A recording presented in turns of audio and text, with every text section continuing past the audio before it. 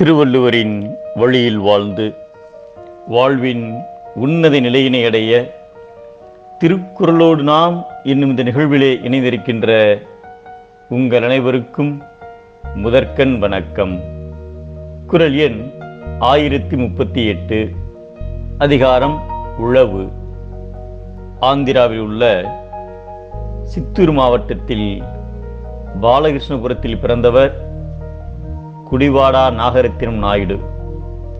இவரது தாய் தந்தையர் இருவரும் விவசாயிகள். பள்ளி படிப்பை சொந்த ஊரில் முடித்துவிட்டு கல்லூரி படிப்பிற்காக தமிழ்நாட்டின் சென்னைக்கு வந்து டிப்ளமோ இன் எலக்ட்ரிக்கல் இன்ஜினியரிங் படிப்பை படித்து முடித்தார். அதன் பின்னர் அண்ணா சாலையில் உள்ள ஒரு நிறுவனத்தில் 2 வருடம் வேலை செய்தார். நல்ல வேலை, நல்ல சம்பளம். ஆனாலும் அவரது மனம் அந்த வேலையில் நிலை கொள்ளவில்லை. அவரது எண்ணமெல்லாம் விவசாயத்திலேயே இருந்தது. விவசாயத்தில் ஏதாவது புதுமையாக செய்ய வேண்டும் என்ற எண்ணம் அவர் மனதில் கொண்டிருந்தார். இதனால் வேலையை விட்டுவிட்டு ஹைதராபாத் வந்தவர் தனது கையில் சேமித்து வைத்திருந்த பணத்திற்கு ரெங்காரெட்டி மாவட்டத்தில் தரமதிப்பேட்டை என்ற இடத்தில் 17 ஏக்கர் நிலத்தை வாங்கினார்.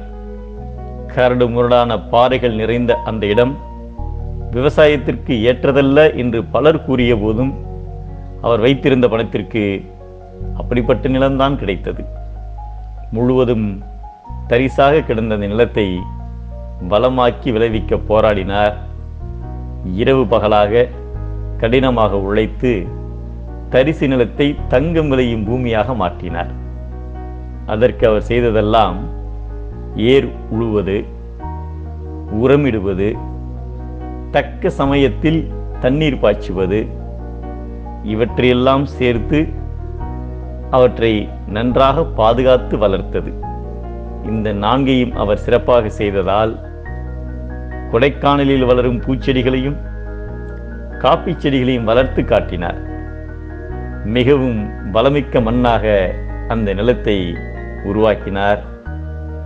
2003ஆம் ஆண்டு இந்தியாவில் திருந்திய நெல் சாகுபடி முறையை முதலாக பயன்படுத்தி ஒரு ஹெக்டேருக்கு 15.4 டன் நெல்லை உற்பத்தி செய்து சாதனை படைத்தார்.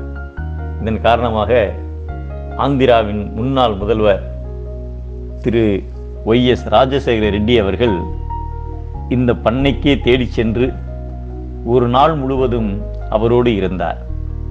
ஒரு சாதாரண விவசாயியை தேடி மாநில முதல்வர் சென்றது அதுதான் சரித்திரத்தில் முதன்முறை. இந்த நிகழ்ச்சியை BBC, CNN போன்ற பல தொலைக்காட்சிகள் ஒளிபரப்பின. மேலும் 2006ஆம் ஆண்டு அமெரிக்க ஜனாதிபதி ஜார்ஜ் புஷ் அவர்கள் இந்தியா வந்தபோது குடிவாடா நாகரத்தினம் நாயுடு அவர்களை சந்தித்து ஒரு விவசாயி ஒரு விஞ்ஞானியை விட மேன்மையானவர் என்று பாராட்டி சென்றார். ஏர் உழுவது, அதைவிட நன்மை பயப்பது அதற்கு எருவிடுவது, நீர் பாய்ச்சுவது, அதைவிட நன்மை பயப்பது சரியாக பாதுகாத்தலே என்பதை ஏரினும் நன்றால் எருவிடுதல், கட்டபின் நீரினும் நன்று அதன் காப்பு என்கிறார் நம் தெய்வப்புலவர் திருவள்ளுவர்.